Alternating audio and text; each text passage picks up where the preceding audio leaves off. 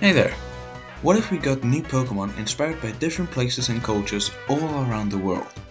There are already 9 regions, taking inspiration from real-world locations, and with lots of Pokemon that perfectly fit in those locations. And there are even more cultures represented by a few standalone Pokemon, but not an entire region.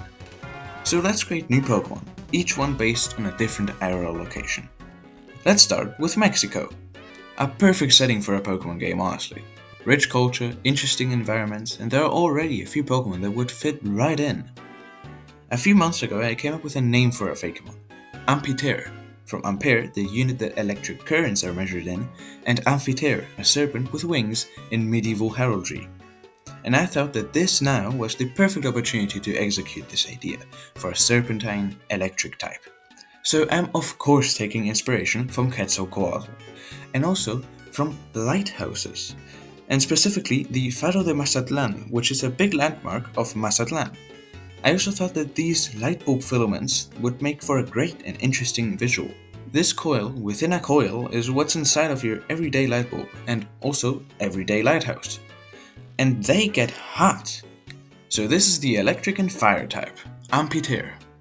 I simplified the filament down a lot and wrapped it around its body, and also used it to give it a classic dragon mustache and 2 fun, stylized wings. I used a similar color palette to the milk snake. I'm sure you've seen it at some point. It's really the perfect combination of colors for an electric and fire type. And it's found in Mexico. Electric and fire is a very rare type combination. Actually, Rotom Heat is the only one. And it makes sense, combining 2 very elemental types is unusual. Normally you just focus on one of those, like fire, electric, or poison, and then a more descriptive type like ghost, dragon, or bug, or a more abstract one like fairy or psychic. But anyways, I think this design turned out great, and working from a name down to the design was very interesting and fun. I usually don't worry too much about abilities, but in this case I think Illuminate and Flame Body would just be perfect. And then maybe Dragon's Maw as a hidden ability to boost its dragon type moves, to show that Amphitere and Quetzalcoatl origin. For the next one, we're going to China, but specifically Beijing, and even more specifically the Beijing Opera. They perform song, dance, acrobatics, theater, and even martial arts there. The actors often wear very expressive makeup to exaggerate the emotions of their role. And I'm combining that with the also Chinese silk moth. And I can even put the makeup on the wings. And that's exactly what I did with Serishan, a normal and bug type. Nailing the parents on the wings was pretty tricky, but I'm happy with it now. It looks stern and intimidating, but also so mysterious. I added hair sticks in the shape of a heart to further convey the whole emotions theming. And the grey legs on his body resemble parts of some traditional Chinese dresses and fall into each other. I can really imagine this guy zooming through the sky over some grasslands, or maybe at night in a forest with its eerie patterns visible through the deep fog. But I'm not done yet. After making this design, I still felt like I hadn't captured the full extent of the Beijing Opera, and that Serishan could use a pre-evolution. So I gave it one. Swarm evolves into Serishan through level up, knowing extreme speed, connecting back to the acrobatics performances of the Beijing Opera, and because Stab Extreme Speed would just be really cool, right competitive players? I took that long, maybe even silky beard that some of the performers wear and turned it into the long and silky body. It makes for a cute and fitting prevo, similar to other unevolved bugs like Larvesta or Snom. And now let's make a Fakemon specifically for my Teltia region based off of Italy. For this we'll look at one of the most unique and famous cities in the world, Venice. The first thing that comes to your mind when thinking about Venice might be the gondolas and gondoliers on them.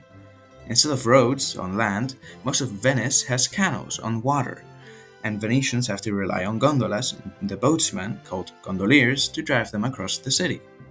Although this has turned more into a tourist attraction than an actual mode of transport. The boats themselves have some really interesting design features, like this metal ornament on the prow called the Ferro di Prua.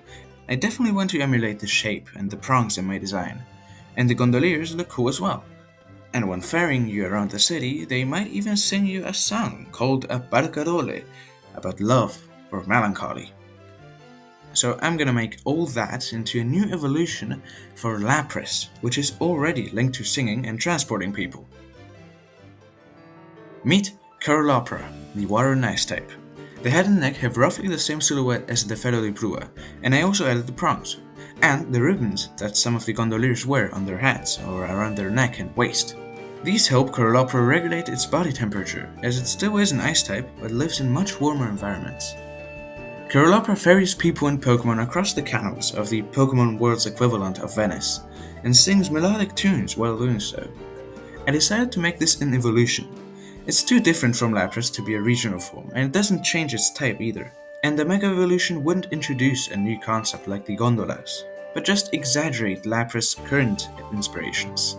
Although Lapras might already have been partially inspired by the Gondolas, to be honest, it works so well. It could work similar to the new evolutions introduced in Legends Arceus, being more common in their home region, but very rare everywhere else. And as it's an evolution of a 535 BST Pokemon, just like Duraludon into Archaludon, it could get the same treatment as them and go up to 600 BST. It could be a challenging boss battle or the ace of an important trainer in Tautia. Would definitely not be easy to beat, especially if it's not too late in the game. That's it for today though. I put a great video about the Lightbulb filaments from earlier in the description in case you want to learn more. And I encourage you to go and learn more about all the other topics I covered in this video too. Bye!